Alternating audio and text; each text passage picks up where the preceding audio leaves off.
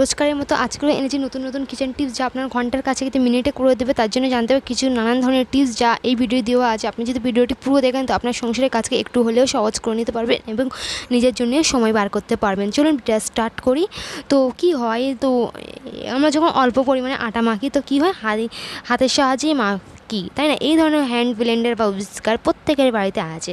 তো এর সাহায্যে যদি আপনি আটাটা মাখেন তো দেখবেন আপনি অবাক হবেন, আপনার প্রত্যেকটা রুটি তুলোর মতন নরম হবে এবং ফুলবে। খুব সহজেই একটু একটু পানি নিয়ে আপনি এইভাবে ব্লেন্ডারটাকে বা হ্যান্ড ব্লেন্ডারটাকে এইভাবে একটু ইউজ করে নেবেন, দেখুন কতটা সুন্দর। একটু পানিটা আপনি আপনার পরিমাণ বুঝে দেবেন, যদি বেশি একচোটে দেওয়ার চেষ্টা করবেন না। এইভাবে দিয়ে আপনি একটু যদি ঘুরিয়ে নেন তো খুব সহজে হাতে মাখা হয়ে যাবে, আপনার হাতে ঝাপটাবে না। ও একটু টিপসটি অ্যাপ্লাই করে দেখতে পারেন, অনেক কাজের টিপস। যদি অল্প পরিমাণে যদি হয়ে থাকে তো এই টিপসটি অ্যাপ্লাই করতে পারেন। তো অল্প অল্প করে নিচ্ছি আমি।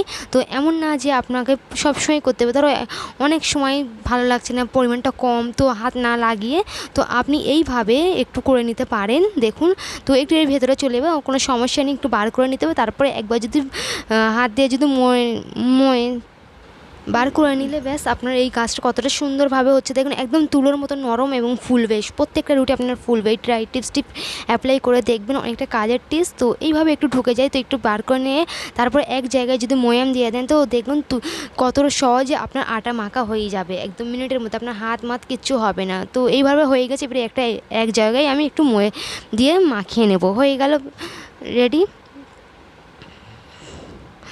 তো এইভাবে করে নেওয়ার পর আটার লেচি কেটে নেবেন, তারপর তৈরি হয়ে গেল। তো এখানে আমার এটা হয়ে গেছে। তো তো আটা নিয়ে আরেকটা টিপস আমি এখানে দেখাচ্ছি। তো এখানে হয়ে গেল। আমরা কি করি আটা মাখার সময়, কি করে আমরা রিং, আংটি, সোনার বা আর্টিফিশিয়াল পরে থাকি। তো কি হয়, মাখতে গেলে অসুবিধা হয়।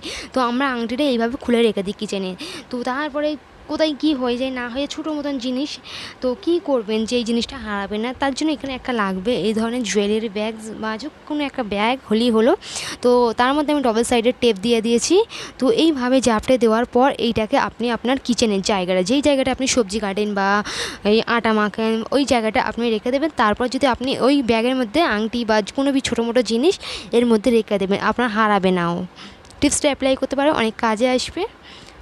নেক্সট টিপ হচ্ছে, এই রকম ঝুড়ির ওপরে যদি আপনি পলিথিন বা যে কোনো প্লাস্টিক দিয়ে যদি সবজির খোসা ছাড়েন তো এতে করে আপনার দুটো ফায়দা হবে। তো সবজির যে কষগুলো থাকে না, আপনার কিচেন স্ল্যাপে লেগে যায়, কষের একটা দাগ পড়ে যায়, তাই না?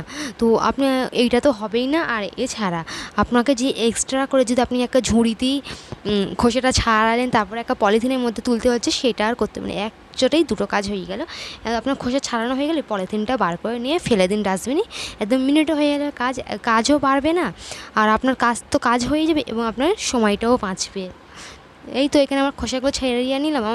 এছাড়া ঝুড়িটাও আপনার পরিষ্কার পরিচ্ছন্নতা রইল, আপনাকে আর ধুতেও হবে না। তো আমাকে এই খোসাটা পলিথিনে তুলতে হলো না, একইবারে সব কাজ হয়ে গেল। টিপসটা অ্যাপ্লাই করতে পারো, অনেক কাজে আসবে। ঝুড়িটাও পরিষ্কার রইল। চলে যাচ্ছে পরবর্তী টিপসে। তো এই যে বেলুন চাকি, তো কী করি আমরা, তো এই পলিথিনের মধ্যেই মুড়ে রাখি। অনেকেই তো রাখে, আবার অনেকে রাখে না। যারা রাখে না তাদেরকে বলে দিচ্ছি রেখে দেবেন। তো এতে করে কি হয়, এই গরমে বর্ষায় রয়েছে না, এত পোকামাকড়, টিকটিকি এসব দেখা রান্নাঘরে যাচ্ছে, তো ওর ছোঁয়া লাগলেই আপনার বিষ লেগে যাবে। যাই হোক, এখানে আমি একটা কন্টেনার নিয়েছি, ছোটো, যা ঘিয়ের সাথে দেয় বা এক জ্যামের সঙ্গে দেয়। তো এইভাবে একটা এখানটায় হোল করে নিতে হবে। তো হোল করে নেওয়ার পর আমি কি করেছি দেখাচ্ছি। আমার অলরেডি এটা করা ছিল, এটা জাস্ট আপনাদের দেখালাম। তো এইভাবে আমি হোল করে নিয়েছি। তো এর মধ্যে আমি কি রেখেছি, আটা। যখন আমরা রুটি বেলি তো ওপর থেকে আমরা গুঁড়া আটাটা ছড়াই, তাই না? তো আপনি যদি এইভাবে যদি একটা কন্টেনারকে কেটে যদি ওপর দিয়ে যদি ছড়ান তো আপনার এক্সট্রা আটা যাবে না, আর এবং চারিদিকে যে ছড়িয়ে ছিটিয়ে যায় সেইটাও হবে না। টিপসটি অ্যাপ্লাই করে দেখতে পারবেন। এরকম খালি কৌটা তো বাড়িতে পড়েই আছে, এই টিপস কাজে লাগাবে। যদিও ছিদ্র করেন তো আপনার কাজের জন্যই করবেন।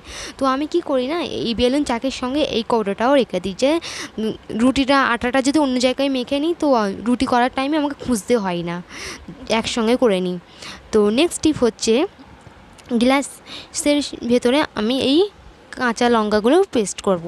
তো কি হয় অনেক সময় তো দুটো অনেক সব রান্নায় তো কাঁচা লঙ্কার পেস্ট দেওয়া হয় না, বাটা দেওয়া হয় না, তো কোনো কাবাব জাতীয় বা কোনো কিছু দিয়ে দিলে হয় বেশ ভালো লাগে। তো কি হয় এই 2-3টে কাঁচা লঙ্কা মিক্সারে ভালো করে পেস্ট হতে চায় না, তো হাত দিয়ে যদি আপনি কুচি করে কাটেন তো আপনার হাত প্রচুর জ্বালা করবে। তো এইভাবে একটা স্টিলের গ্লাসের মধ্যে তো বেলুন দিয়ে আপনি একটু থেতলে নিলেন, দেখলেন আপনার পেস্ট খুব সুন্দরভাবে হয়ে যাবে। তো নেক্সট টিপ হচ্ছে, এই যে আমি চাল ডাল একসঙ্গে ভিজিয়ে রেখেছিলাম, তো এটা আমি খিচড়ি করব বলে তাই আমি এটা ভিজিয়ে রেখেছিলাম, তবে আপনারা আলাদা আলাদা করে ভিজিয়ে রাখবেন রান্নার আগে। তো এতে কী হয়, ভাত রান্নার সময় চালটা যদি ভিজিয়ে রাখেন তো ভাত রান্না অনেক ঝরঝরে হবে, আর ডাল যদি ভিজিয়ে রাখেন তো ডালের পুষ্টি দ্বিগুণ বেড়ে যায়, পুষ্টি আরও বেড়ে যায়। টিপসটা অ্যাপ্লাই করতে করবেন। তো নেক্সট টিপ হচ্ছে এই যে চার্জার, তো আমরা বাইরে যখন যাই তো ফোনের সঙ্গে তো চার্জার নিয়ে যেতেই হয়, তাই না? তো চার্জারটা যদি এরকম করে যদি জড়িয়ে যদি আমরা ব্যাগের ভেতরে পুরে দিই তো ছিটিয়ে যাবে।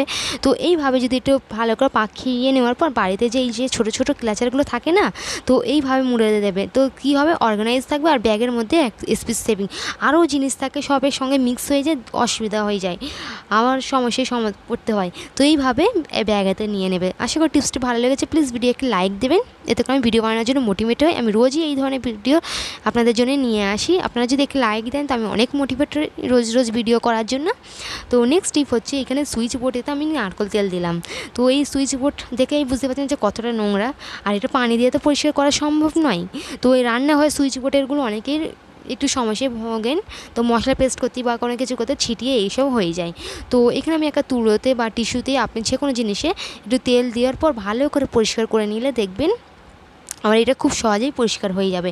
তো পানি দিয়ে করতে গেলে কারেন্টের জিনিস কোথায় কী ক্ষতি হয়ে যায় না হয়ে যায়, আর নোংরা তো আমরা রাখা যায় না, তো পরিষ্কার তো করতে হবে। তো এটা আমি পরিষ্কার করে নিচ্ছি।